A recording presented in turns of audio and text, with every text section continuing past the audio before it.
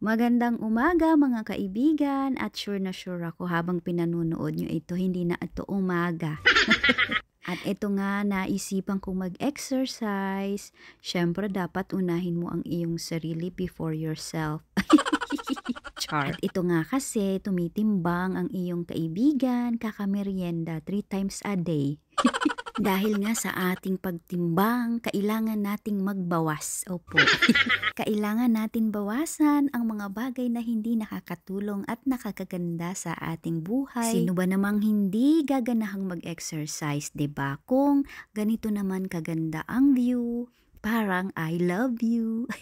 At habang pinanunood ko nga ang mga pagong na ito kumain, may intermitida talagang wala namang ginagawa sa kanya. Sadya talagang may mga ganito, 'di ba? Basag trip. Napakaganda nga ng tanawin at siguradong ma-enjoy mo ang iyong pag-exercise. Marami ka namang makakasabay dito. Meron nagwo-walking na bayawak.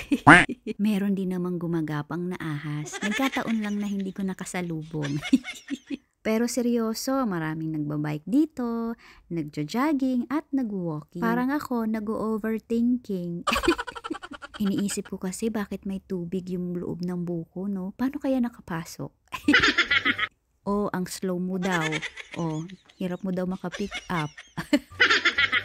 Sobrang ganda ng tanawin. Lahat green. Hindi naman green-minded.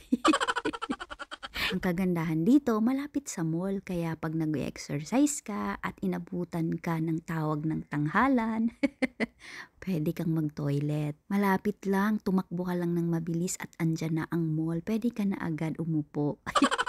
Pero biro, ingatan ang ating mga sarili at huwag kalimutang mag-exercise kahit sa anong paraan, walking man yan or eating man yan. O siya, paano ba yan? Hanggang dito na lang. Paalam!